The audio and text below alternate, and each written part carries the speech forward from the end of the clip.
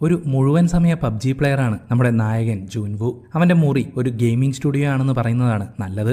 അതിരാവിലെ 10 മണിക്ക് അലാറം വെച്ച് എഴുന്നേൽക്കുകയാണ് പുള്ളിക്കാരൻ. അമ്മേ, പൂമുഖത്തേക്കൊരു ബ്ലാക്ക് ടീ എന്ന് സുരാജിന്റെ ഡയലോഗ് കൊറിയൻ ഭാഷയിൽ പറഞ്ഞെങ്കിലും അമ്മയുടെ മറുപടിയൊന്നും കേൾക്കാത്തതുകൊണ്ട് അവൻ മെല്ലെ എഴുന്നേറ്റ് പോയി മുഖമൊന്ന് കഴുകി ഫ്രിഡ്ജിൽ നിന്ന് വെള്ളം കുടിച്ചോണ്ട് വരുമ്പോൾ മേശപ്പുറത്ത് അമ്മ എഴുതി വെച്ച കുറിപ്പ് കാണുന്നു. ഭക്ഷണം വെക്കാനുള്ള ഒന്നും ഇവിടെ ഇരിപ്പില്ല. നിന്നോട് പറഞ്ഞിട്ട് നീ ആ കമ്പ്യൂട്ടറിന്റെ ചോട്ടിൽ നിന്ന് എഴുന്നേൽക്കണ്ടേ, അതുകൊണ്ട് ഞാൻ മാർക്കറ്റിൽ പോയിട്ട് വരാമെന്നായിരുന്നു അമ്മ എഴുതി വെച്ചിരിക്കുന്ന കുറിപ്പ്.